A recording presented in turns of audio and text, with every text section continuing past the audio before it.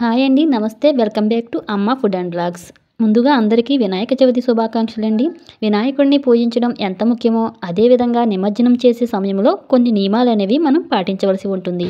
ఈ వినాయక చవితి నాడు గణపతి విగ్రహాన్ని ప్రతిష్ఠించి పూజ చేసిన తర్వాత 3వ రోజు కానీ, 5వ రోజు కానీ, 9వ రోజు కానీ లేదా 11వ రోజు కానీ గణపతిని నిమజ్జనం చేస్తారు.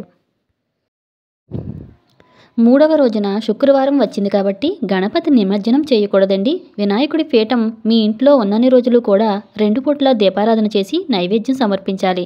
వినాయక విగ్రహాన్ని కదిపే ముందు కుడి చేత్తో పట్టుకుని ఉద్వాసయామి ఉద్వాసయామి ఉద్వాసయామి అంటూ కదపాలి. మంగళవారం, శుక్రవారం రోజుల్లో నిమజ్జనం చేయకూడదండి. మీరు బయట నదిలో కానీ, పారే నీటిలో కానీ నిమజ్జనం చేయవచ్చు.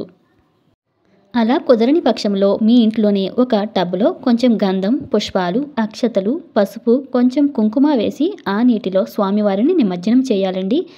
ఆ నీళ్లను మీరు తల మీద చల్లుకోవచ్చండి. ఆ నీటిని ఏదైనా మొక్కలు లేదా చెట్లు మొదట్లో వేసేయండి. పసుపు గణపతిని కూడా అదే నీటిలో వేసేయచ్చు. నిమజ్జనం చేసిన తర్వాత వినాయకుడిని ప్రతిష్ఠించిన బియ్యం ఉంటాయి కదా, ఆ బియ్యంతో మనం పరమాన్నం కానీ ఏదో ఒక రకంగా ప్రసాదం అయితే చేసుకోవాలండి. మీరు ఇంట్లో కనుక నిమజ్జనం చేయాలనుకుంటే వినాయకుని పత్రి ఉంటుంది కదా, ఆ పత్రిని మొక్కల మొదట్లోనే వేసేయాలండి. లేదు మేము పారే నీటిలో నిమజ్జనం చేస్తాము అంటే ఆ పత్రిని కూడా విగ్రహంతో పాటు ఆ నీటిలోనే వేసేయండి. 11 రోజులు పూజ చేసి 11వ రోజున నిమజ్జనం చేస్తాము అనేవాళ్ళు సెప్టెంబర్ 7వ తేదీన చంద్రగ్రహణం వస్తుందండి. కాబట్టి ఆ రోజు నిమజ్జనం చేయకూడదు. మీ వీలును బట్టి, అనుకూలతను బట్టి మీరు చేసుకోవచ్చండి.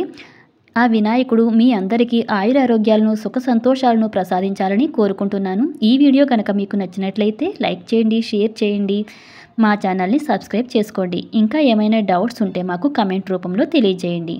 Thank you.